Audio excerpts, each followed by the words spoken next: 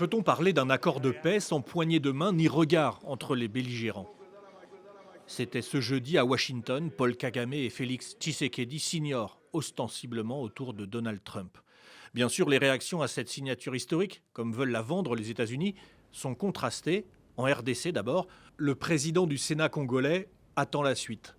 Nous espérons les engagements de toutes les parties prenantes, surtout par rapport aux attentes de ces populations qui n'ont été que trop meurtries depuis toutes ces 3 décennies et qui veulent voir des faits concrets. Côté société civile, cet accord a clairement peu de valeur. Comment on peut être en train de signer d'un côté et alimenter la guerre de l'autre côté? Ça veut dire que nous restons pessimistes par rapport à la signature dans leur effectivité sur le terrain. Il n'y a que la force qui peut amener à contraindre le Rwanda à reculer.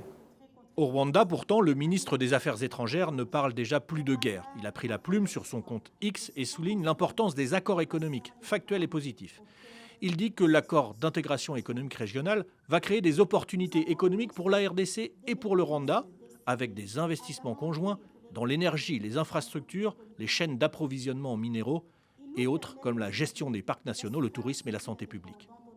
Sur le terrain, au Burundi, près du front de l'Est, l'effervescence des dernières heures avec la reprise des combats dans le sud Kivu n'augure rien de bon. Ici, c'est Gatumba, le poste frontière burundais, à quelques centaines de mètres du centre-ville d'Ouvira. Là où passaient, en temps de paix, de nombreuses marchandises d'un pays à l'autre. La paix, ils ne demandent qu'à la voir réellement. Malheureusement, il y a encore des bombes qui crépitent ici à côté, il y a encore des morts, il y a des enfants sans abri. Nous aurions souhaité que le bas peuple, le petit citoyen, le voit, le palpe du doigt sur le terrain, qui est la paix, qui est une circulation libre. Un peu plus de 60 km plus au nord, les habitants vivent sous les bombes et les tirs d'armes lourdes. Plusieurs centaines de Congolais ont franchi la frontière de Bugarama vers le Rwanda ces derniers jours.